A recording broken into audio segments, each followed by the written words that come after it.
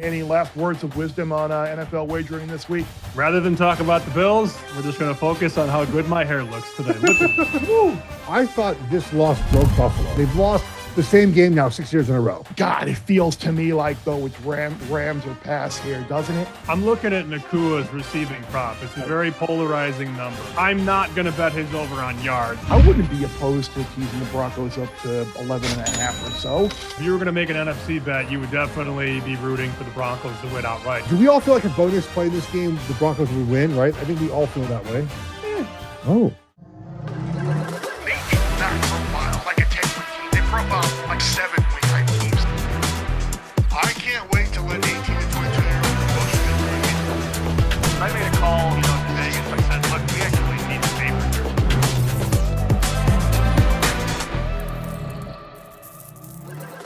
paper. NFL Conference Championship weekend is upon us. Bear Bets will hopefully get you set for Seabags, Rams, and what have we got in the AFC? Broncos, Patriots. Yeah, I've been all over, guys. I'm still the fog of war from Monday night. It's finally starting to wear off, Geoff and Sammy. So I might need you guys to help carry me a little bit today. But certainly 4 teams in the conference title game, and certainly in the AFC, a matchup that I don't think any of us saw coming. Sammy's cheerful because the Night King is dead. His nightmare of Chicago Bears making any type of run is over, Sammy. Now you get to watch the Rams and Seahawks play the NFC Championship game. Rather than talk about the Bills, we're just going to focus on how good my hair looks today. Look at woo, Sammy, your hair looks good. You're a good-looking nerd. I mean, do we want to talk about the Bills? I mean, they had a very interesting press conference earlier today. I will just say that firing a coach because of one game result in overtime and a 3-point loss, probably not the best process. The feel in the locker room after the game. Yeah, look, I thought this loss broke Buffalo. The Josh Allen's obviously emotional. Deion Dawkins, I get the emotional part of that game. They've lost the same game now 6 years in a row, and with no Chiefs in the postseason, no Ravens, no Joe Burrow, who he has lost to in the postseason, you would figure like this is the time to win. They lost excruciating way. Allen didn't play terribly well. The officiating was correct, I think, but still upsetting if you're a player. But I think that the locker room probably was broken, Bear. And I think next year, if you ran it back with McDermott and the same group of players, you probably get a worse result, honestly. I think that this had a chance to spiral downward out of control. And so maybe if you say that is an owner, like the way I just said it, it comes across a little bit easier than whatever Pagula said. Right. And Pagula, by the way, has a track record. I tweeted about him, and Sabres fans were like, yep, we saw this one coming. So there's a track record right here of I think, making the wrong moves. And you're not going to find a coach in this cycle better than McDermott, especially if you don't get better players, Sammy. The problem is they don't have good enough players right now. And the problem was Josh Allen had to be superhuman. He was not. He was human. He was, I don't want to say average because he still had some big plays in that game, but you can't turn the ball over 5 times in a playoff game and expect to win. And I don't know if they're dead as constituted right now, but they are never, Bear, going to have another chance without Mahomes, Burrow, and Allen, or Mahomes, Burrow, and Lamar, duh. That's just not going to happen again. So if not this year, when? And, I had Bills. I had 6 different future pops on them. I felt good. You turn the ball over 5 times, you still got a chance to win in overtime. I mean, clearly they were the better team. Yeah, but I think clearly they were. You're forgetting about the Raiders once they draft Fernando Mendoza and the Jets and the juggernaut that they're going to be after 7 picks in the first 3 rounds. Come on now. The Bills dynasty. The Bills dynasty is wasn't that hysterical when someone called them a dynasty? Like, don't you usually have to get to and win the Super Bowl or 2 to be? It doesn't this feel like though it's headed towards like Joe Brady, head coach, Brian Dable, offensive coordinator, and we were talking yesterday on our college football preview for next year about Sammy and I are a couple of teams we might want to fade. Bills might be one of those teams. I know the AFC East is ass, but Bills might be one of those teams on the fade list next year. Until I see the roster improve, right? It's got to be considered because I think you're downgraded coach. Like I don't think Joe Brady can't get a job anywhere else. Well, why would he be the best guy for Buffalo, right? And I'm saying, look, maybe this turns out a situation where what was it? Dungy that got fired, then Gruden came in and won a championship like Mhm. right afterwards. Like we've seen this happen in the past where you bring a new coach in with the same team but the Bills are roster wise are far away. They don't have a ton of young, impactful players, right? And that's the issue is that they've had many drafts where they haven't had Pro Bowls, all pro guys. It's been Josh Allen, to Sammy's point, doing everything. And when you have to have a situation like that, you set yourself up for 5 turnovers in a playoff game, right? Where he gets in and unless their roster gets better, the Dolphins probably get better with a new quarterback eventually, not this season, right? The Jets might have a new quarterback. The Patriots we know are good. So I think it's a lot tougher for the AFC now. Yeah, definitely. So I did bet the Bills, as everybody knows. The one team I did not bet, though, Bear, but I hovered over this team in the middle of October. They were 30-1 to win the NFC. And Joe and I were both talking about the Seattle Seahawks Yep. to make the Super Bowl. And of course, we didn't do it. But here they are, one game away, and they're at home against the Rams. I was about to say, and of course, they're a home favorite in the NFC Championship game against the Rams, who I'm really struggling with this game because I've been on the Rams all year. I thought that they were the best team in the NFL and maybe by margin during the middle of the season. And then the way they just kind of fumbled home and lost some games in ridiculous fashion, including the game in Seattle. Some of the injuries, obviously, to Stafford, he still doesn't really look 100%. I'm sure. I mean, he had played great in overtime last week. The weird play calling by Sean McVay. I bet the Bills wish they had Sean McVay. They made that trade, but yeah, the weird, like, why you're not really running Corum and Williams. They didn't do it against Carolina. Didn't do it last week against the Bears. It feels to me like though it's Rams or pass here, doesn't it? So here's a question I ask both of you guys. Do we get 60 minutes of the best of the Rams, 55 minutes of the best of the Rams, 48 minutes, 60 minutes? They're going to win this game, Bear. Sammy, but they haven't done that in weeks. Right. They haven't played a full 60 minutes in weeks. And I think Seattle, they are what they are. They know what they are. They've limited sort of Darnold's exposure, and they haven't had to use him a lot, right? Like that makes sense. Now, Charbonnet being out is a big blow for them because now you have Kenneth Walker have to take on more of the duty, and they're best, I think, sort of like a 1-2 combo there. Their defense is going to be good. But again, 1 month ago, this game was played. 30-14, the Rams were winning in the fourth quarter, I believe, or late third quarter. And they lost the game, Sammy. They were right there. Weird 2-point conversion by Seattle. So, look, the Rams certainly can win this game, but they have to play a better 60 minutes they played maybe most of the season to get it done. It's hard not to envision this game being close, though. So when we talk about teasers and we talk about key numbers, right, this is in that wheelhouse where you could take a quarterback that's won the Super Bowl with an offense that we like and a coach that we trust from 2.5 to 8.5, right, through the 3, 6, 7, and you get through the 8, which is important now more than it was 10 years ago when teams didn't really go for 2. Now they go for 2 all the time. Talk me out of Rams plus 8.5. Now, I don't know that we want to tease the other game. Maybe we could tease the Senior Bowl or something. We get a number on that. Open teaser or something like that. Bear, I don't think this game is a blowout, though, either way. I would agree. I was gonna wait. I was waiting to hear who you were going to say we're going to tease it. We could do an open leg for the Super Bowl and take the NFC to basically to win the game, or even you. I know you never want to tease across 0 for many reasons. We can listen to a lot smarter people than me talk about the price and the cost and how it's not a positive EV bet. But if we just wanted to limit it to this week, I wouldn't be opposed to teasing the Broncos up to 11.5 or so.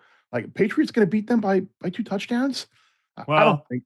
In the Instagram thread from 3 weeks ago, they're going to tell you yes, because they are still hitting Geoff pow like every day. There's 2,000 comments on that post, Geoff. Well, when they lose this weekend, we'll see who's Fugazi. We'll see who it is. Should we be looking at any way to maybe try and get ahead of Sam Darnold and the Seahawks? Like you mentioned it in passing there, Geoff. We don't know how healthy he is. I mean, that game got out of hand and spiraled out of control early on because of the kick return for a touchdown, the great field position. He didn't have to throw the ball. He did a couple of times, but like we still don't know. I'm sure another week of rest and rehab helps, but I mean, there's a chance he's not fully healthy, and maybe there are plays to be made on interception props or Darnold passing unders. I mean, I don't know. Yeah, I mean, look, I think he to the eyeball test looked fine.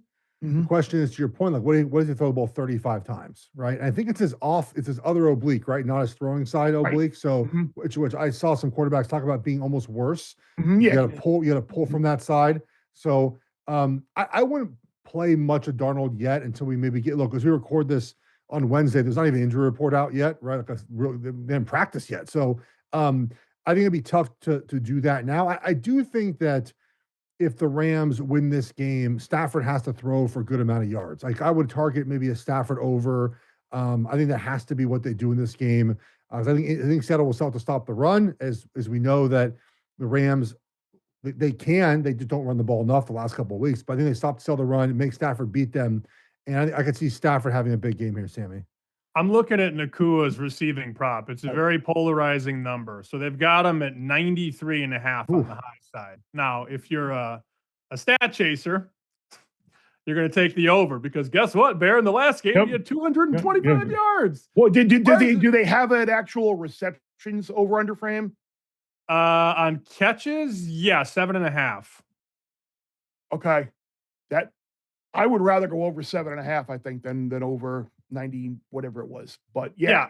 I'm not going to bet his over on yards. And the range right now is 91.5 to 93.5. But as we know, and as we've learned over the years, by Friday, Saturday, Sunday, people are going to log in and they're going to bet Puka's over. And they're going to put him in parlays with the over. So I would just wait this out. There's a chance maybe you get a 95.5 or a 96.5. He's an amazing player. The problem is, Geoff, the sports books know that he's an amazing player.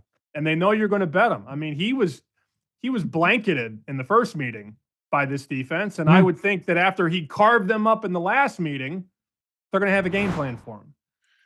I would maybe look at a couple of those props, maybe do like one of those 5-team parlays, and maybe you go 4-1 in that parlay, and you have a nice 4-1 day. Just put 5 legs together, call it a win. Exactly.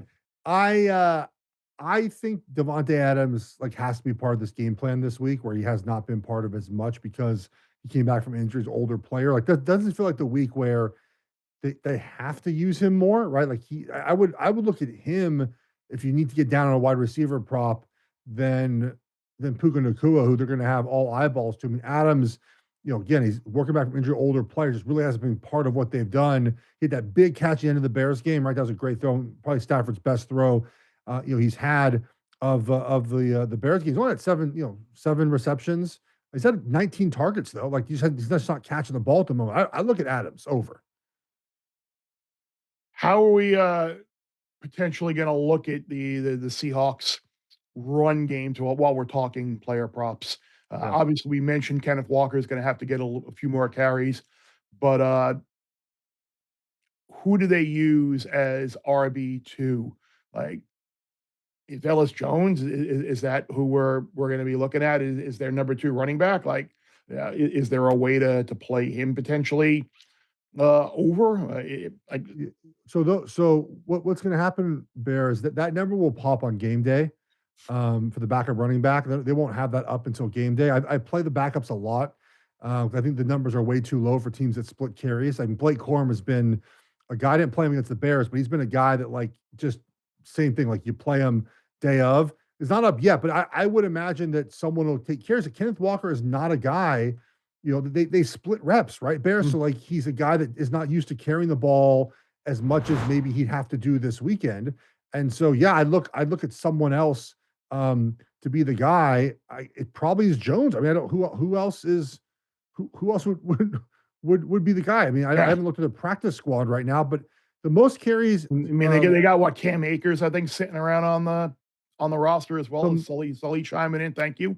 So 1, 2. So he's carried the ball 19 times this year, was the most. And that was last week in a week against Arizona. Otherwise, it's 10, 13, 16, 10, 10, 17, 11. So a Jones Jr. prop popping up around game time, I that'd be worth a look at. And the other guy who I'm looking at in terms of, I know obviously you don't expect him to return a kick, but maybe Shaheed is a part of that offense as well. I mean, what an under recognized, understated trade to get him and bring him in, because he's been a major impact player for him, and it's kind of maybe taking a little bit of the reliance on Cup and Smith and Jigba as well. Interesting that Smith and Jigba only, I mean, again, game was a blowout, but only did have the 4 targets in that game against San Francisco last week.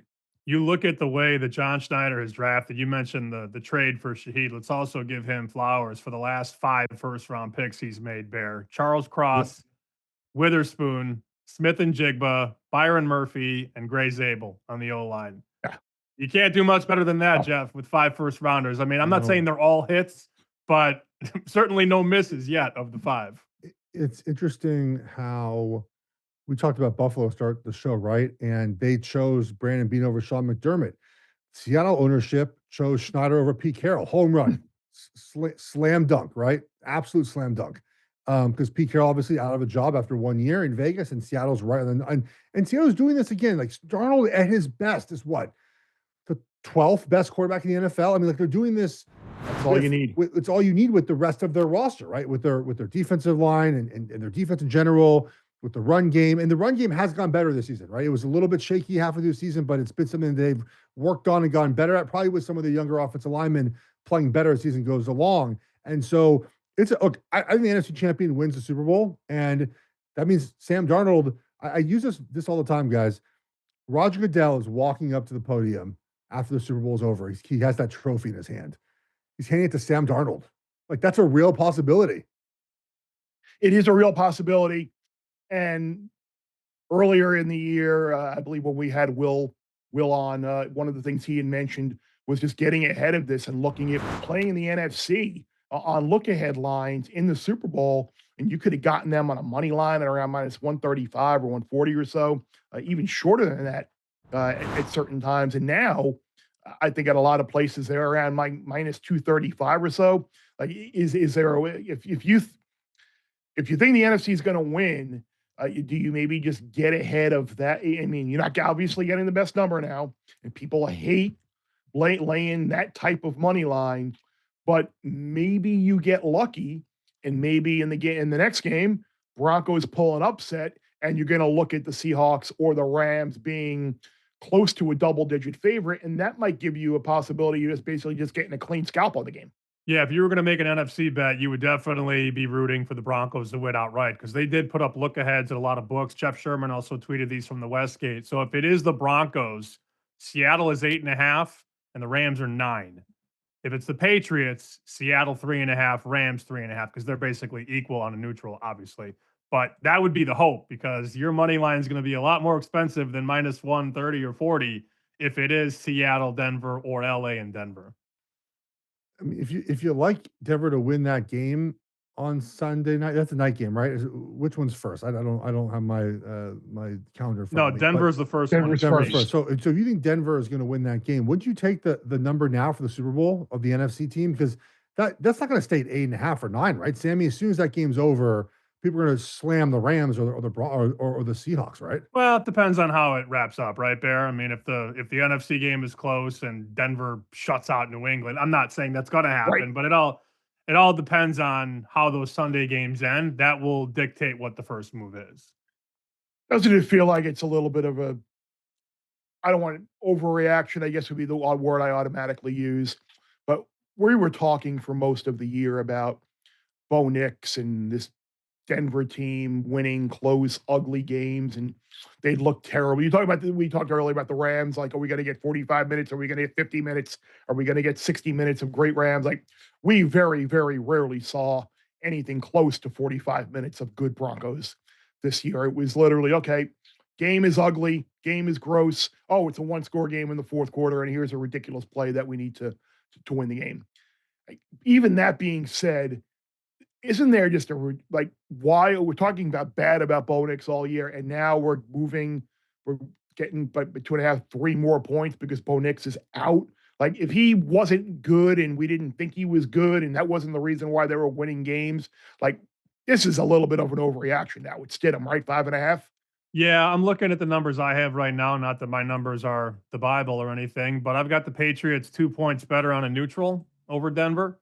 So let's just call it 3, give or take.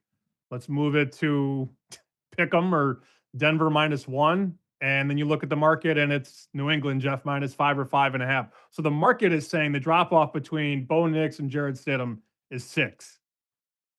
Feels a little high because the market also tells us that the drop off between Mahomes and his backup and Allen and his backup is worth 7. 6 on Nix to Stidham feels a little big, Jeff.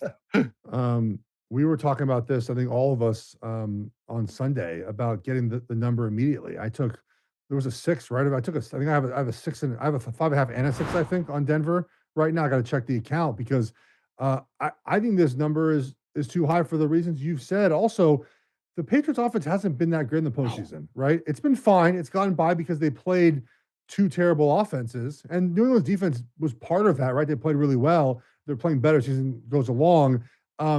But a couple things to note here. One is that this is Drake May's first road playoff game on the road in the AFC Championship game against a team that's going to be sort of back against the wall, wounded animal mentality, right? You don't have their starting quarterback. The defense is going to do more, I would imagine, right? And the New England offensive line, Will Campbell's really struggled left tackle. Guess who rushed the passer really well? The Denver Broncos, right? Like, those are issues, I think, in this game. Surtain's going to take away one of the New England wideouts. I don't even know who you would go after. And Is there one? So then the rest of the field, like, it's going to be hard for New England to score. Now, can Sean Payton, who we've seen work with Teddy Bridgewater as a backup, now Stidham's not Bridgewater, but he's had an offense designed that's worked before with backups. Jared Stidham's number for the first quarter passing, I think, is 38.5.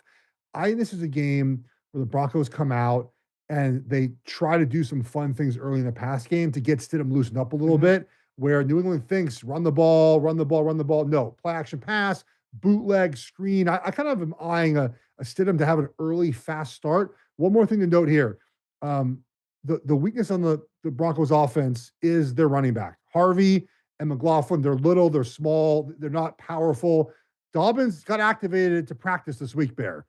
If Dobbins plays this week, I don't know how effective he's going to be. That's a huge upgrade in the running back. The offensive line's really good.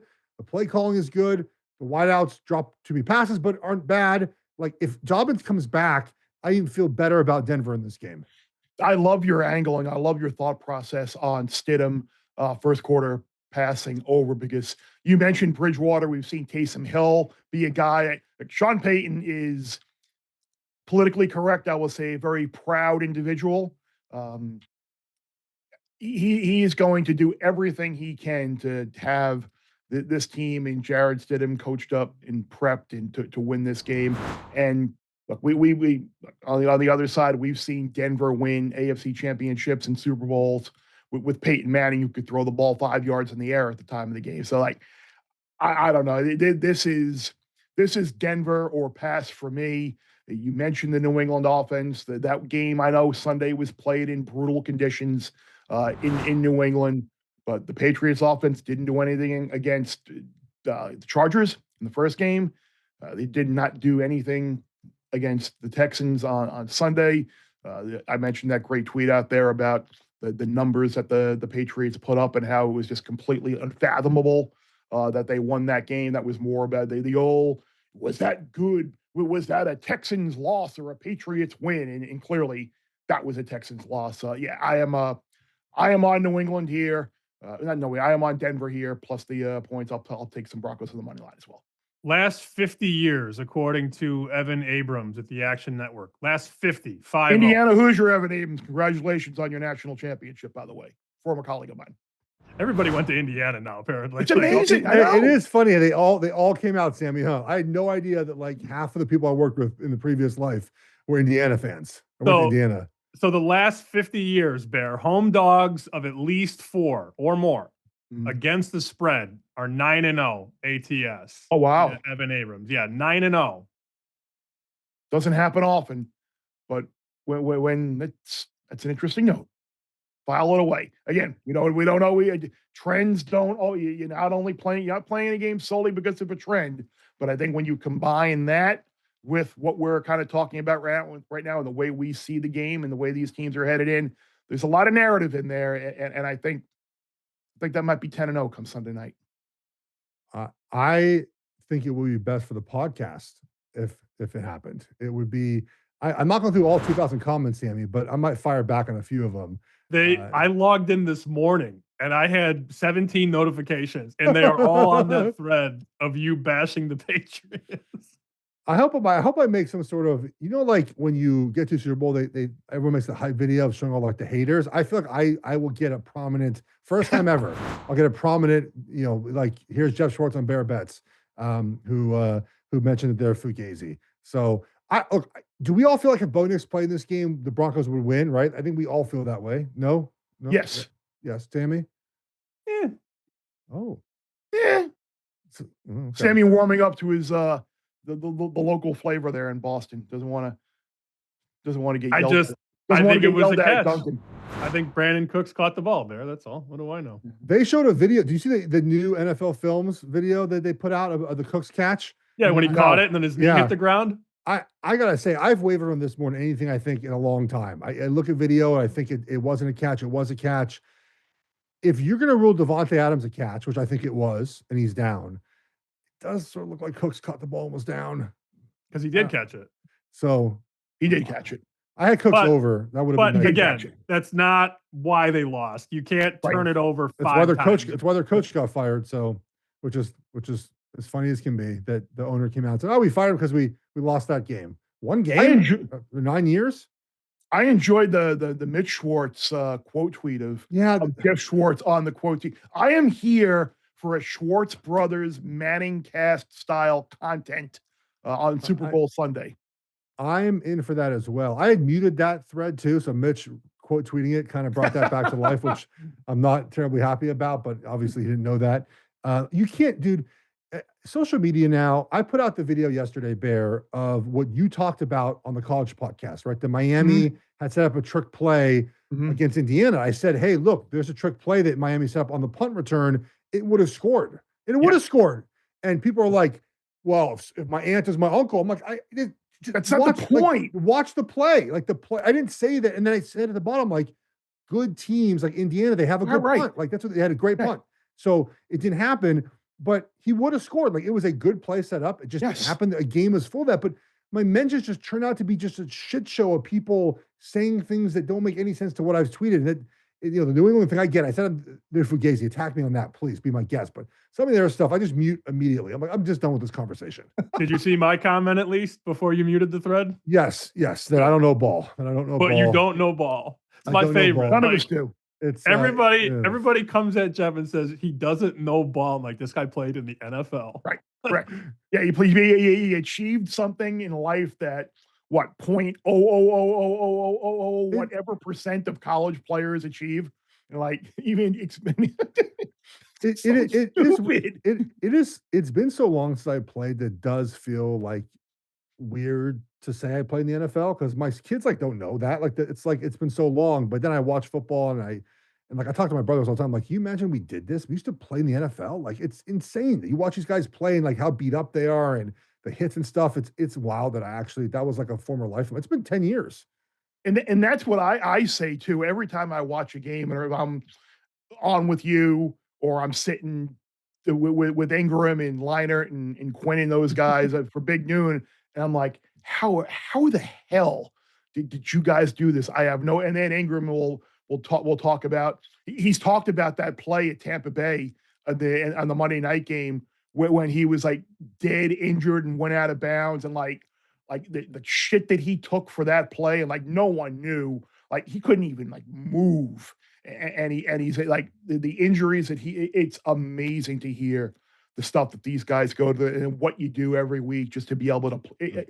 I have no idea how people do it, and the idiots out there that criticize these players for either not playing hurt or why they're not making it's baffling to me. Before our next podcast and we're in studio, I'm going to bring you guys some ammonia salts and some Toradol. The podcast is going to be, it's going to be live. You're not going to feel anything. You can be fired up for life. That's how you do it. You convince yourself your body's fine. You do it. We can do it for podcasting too. Right. Sam, you want ammonia? A little to ammonia? Yeah. You think I haven't dabbled in ammonia before? By the way, Bear, I don't know if there's going to be a better time to slip this one in, but I did make a college basketball bet this morning. It is the Billikens of SLU. Yep. 90-1 to make the Final Four. I'm in. Oh. Bring Kareem Abdul-Jabbar. 90-1. There's a 50-1 in the market. There's a 50 to 70. What are they, 18-1 right now? Yeah. I'm doing it now because if they keep this up, we're going to talk college basketball in the coming weeks. I think 90-1 is an insane price on the Billikens. To make the final, I'm gonna, is there 4 wins in the sports book? I can tell you the sports book if you want. It's BetMGM. But great. There's an 80, a 70, and a 50 in the market. So yeah, the 90 is too high. And by the time this is consumed, Bear, I don't know that the 90 is going to last after Jeff peppers it. Unlike last year in college hoops, where it felt like most of the year we kind of knew the teams that were head and shoulders above everybody, and there were 4 or 5 of them. This year feels a little bit different. I think most people would agree that Michigan is the best team in the country, and Purdue is right there. And then it's like, are we going to trust Arizona? Whereas last year we did get the 4-1s, despite my adamance that someone would lose, and really Florida should have lost a couple of times, and Texas Tech should have been playing Houston for the national. But that's neither here nor there. It feels like we could get one of those like 6 type seed teams, St. Louis, Penn, Maker. I like your play, Sammy. Thanks, Bear. No love from Miami, Ohio, who scores 100 points every night. Oh my God. They're fun. Last night was Kent State. Come on, guys. Come on, Kent State. And that was one of those Kent State short favorite in the game. Everybody, Miami of Ohio is ranked now, a perfect spot. And then Miami of Ohio got up big. Kent State came back, took the lead. Unbelievable shot. That was like Saturday, too. That was the best game. I shouldn't say the best game because Bills-Broncos was a pretty damn good game on Saturday. But prior to Bills-Broncos, I'm sitting there watching Miami of Ohio host Buffalo, and what an unbelievable college basketball game that was. Look, I don't think Miami of Ohio, they're going to be a team that if they don't win the MAC, they're going to be like that lightning rod team on Selection Sunday, because they will probably get in, but that might be an uncomfortable Selection Sunday should they get tripped up by Akron or somebody in the Mid-American Conference. Sammy, St. Louis right now, down to 50-1. At MGM, really? Yeah. Someone moved. Was that me? Somebody bet it. That? No, it wasn't me. I mean, maybe they looked at it this morning and said, "Oh shit!" St. Louis to make the Final Four. Correct. Yes. Well, DraftKings had 80 this morning. Just shop around, Jeff. You'll figure it out. Let me see what we're doing here. Sammy's favorite thing in the world is making bets while we do the show. No, I made the bet last night, but again, guys in the risk room, making the bet during the show. We like. Oh yeah. Guys in the risk room aren't there until the morning, and I promise you, nobody's popping SLU to make the Final Four. So somebody probably logged in this morning, Bear, and was like, "Ah!" 29 in Ken Palm. It's that's 6 seed territory right there. They're going to be a tough out. And they are extremely, extremely solid offensively. So we'll see. There could be like an Indiana parallel type there for college football to college basketball, with a lot of those guys moving over to that. But I like. It's still 80-1 at DraftKings. That's who'll get my money. There we go. I just wish I would have gotten one of those good Michigan numbers early. I was too locked into college football to really dive into college hoops early in the year, and missing those Michigan numbers is going to sting me. Damn, they're good. See, here's the thing. So here's a question for you, Sammy. Okay. I'm being limited immediately to $9. Okay. Is it better to take $9 at 80-1 or bet much more at 50-1? Don't get me started. Don't give them your information for $9. That's all I'm going to say. Okay, but exactly right. So that's my thing. Like, do I just go to the 51 now, and put like what I would had put on it originally? We can get you a better number, Jeff. Wink, wink. Don't worry. Okay. Anybody out there got some Derby? Are there any Derby futures out there? What is the Derby, Bear? Oh, the Kentucky Derby, the Kentucky horse racing. Yeah, you ever heard of that? I got a tip on a horse the other day, and they're like, see if you can find it. We didn't get a text message. No. I haven't found a Derby future book. I haven't found a Derby future book yet. Oh, okay. When I do, like maybe I think Caesars might have one, but I don't have Caesars in Connecticut. Yeah, Johnny Avello, when he was at the Win, now he's at DraftKings, he used to have those up in January every year. I got Orb with Johnny Avello years ago at like 125 to 1 the year Orb won the Kentucky Derby, and that was a great score for me. And I guess he's in the process of trying to do a Derby future book at DraftKings, or can do one in certain states with DK Horse. But I miss that quite a bit. I love talking other sports now. This is great. We've gone from NFL and segued into college hoops and Kentucky Derby. This is what we need. This is what people want. Let's talk sports. Damn it. One free flowing. Are we gonna go to the Belmont and just not see you the entire time again, Bear, this year? Yeah, that was rough last year between the weather. Oh, that was brutal last year. By the way, I'm glad you said that. Congratulations to the Fox Sports production team for the production of the Belmont Stakes. Won an Eclipse Award last week. Oh, so very, very proud to be a part of that. And all of our producers, directors, on-air personnel, production people behind it. We did Bill Richards produced that, and obviously Mike Mulvihill had a big role in that. Jeff Shanks, Brad Zager, Eric Shanks, not Jeff Shanks. Eric Shanks. That'd be a bad name to screw up, being that I just saw him on the damn sideline prior to the Indiana game. And on Monday night, but Eric Shanks headed Fox Sports, Mike Mulvihill, Brad Zager, all the big wigs, and definitely Bill Richards for the production of that event. That he look, that was the morning of the show. We had races and everything, and that format was changing by the minute on Saturday morning. And for that show to come off as successful as it did, and to get the race that we got that day with Sovereignty winning was fantastic. So I just had to give all my fellow horse racing enthusiasts out there a tip of the cap for winning Eclipse Award. Very I will say this, is even if I was not on that telecast, for that show to be usually it is NBC, they've got the Kentucky Derby, they've got the Breeders' Cup, one of those things that's going to win, and for that not to happen this year shows what a job that our production crew and our coverage was. So not just blowing smoke up everybody's there. It's a pretty damn good accomplishment for us.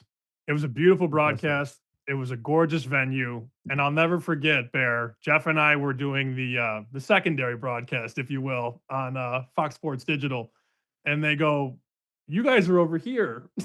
We were basically broadcasting right next to a puddle, Jeff. A huge puddle, and I may have almost fallen into that puddle once or twice. Yeah, you guys were out on the turn, way past like the 18. Yes. Oh, like you guys were out. I wanted to come see you beforehand, but I was just drenched in humidity, and I'm like, I gotta do TV in like 18 minutes, and it's unfortunate. I did get a nice hat out of the deal. I got the hat. I drove a cup, Sammy, that we had from the drinks. I still got them at the house. Used it yesterday. I've never been to a track before. It was the most fun. I did not know what to expect. Great time. Hoping to go back again. And look, the weather obviously would be nice if it wasn't pouring rain for the first half of the day. But I even hit like an 8 to 1. Like I was, random. It was so much fun. Good for you. I enjoyed it. That'll be a fun week. Belmont. It's gonna be a great summer because we're gonna have Belmont, and I'm gonna go right into World Cup coverage. Who knows where the hell I'm gonna be? We're gonna be in LA. Gonna be in New York. Gonna be in Atlanta. Gonna be in Dallas. Who the hell? I'm guessing I'm probably gonna be in LA. That's where a lot of the U.S. will kind of have a lot of West Coast games, but going to be an awesome summer here with Triple Crown, and then soccer World Cup coverage for your boy on TV and digital and wherever else. So, we got any last words of wisdom on NFL wagering this week? No, but I did think today, Sammy, about which baseball team we're fading this season. So that did reach my mind. We have to do it today, but I did think about that already is. I heard something about baseball. Like, oh, who are we fading this season? I'll have one for you next week. Okay, good. Oh, did you have someone in mind, Jeff? No. I just thought like Sammy's giving me the team to fade for like 3 years in a row. It's made a lot of money. So I was thinking in my head about like things I'm doing later this spring. I'm like, I'm going to fade a baseball team. Let's see which one it is. How low do you think they can put the Rockies win total up, by the way? Like 46.5? Is that too low? They have some up right now. I did not look at the Rockies. It's got to be in the mid 40s, though, to your point.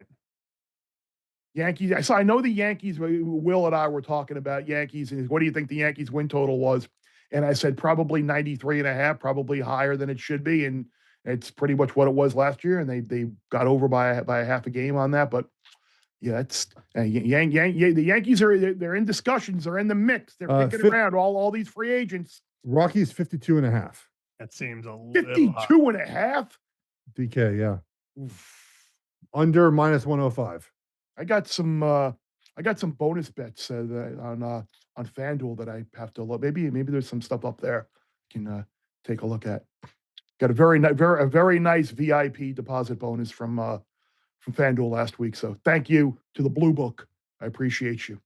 We're looking for anyone to chime in here and take care of us who try and take care of you. So we promote your book. We promote your prices. Well, do us a solid. So check out the Blue Book when we're done here. Good to see that. Now we're really rolling, just free flowing into everything. But I agree. I can't even talk anymore. I do think we have reached we've come ashore. We've washed up. We've docked. I think we've reached the conclusion here. We'll be back next week. We'll stick around. Whatever else comes to mind. Maybe some WNBA futures. Some what? Right? Ooh. No. Sorry, that was an inside the beltway joke, guys. You're supposed to laugh, but anyway, appreciate everybody for checking us out here, YouTube, Apple, Spotify, wherever you get your podcast. Rate, review, subscribe. Tell us how great we are. Tell us how terrible we are. Tell us how you want the show to stay the same or change. Whatever. That's what we're here for. Jeff, Sammy, I'm Bear. Plus you win, or you lose, we win.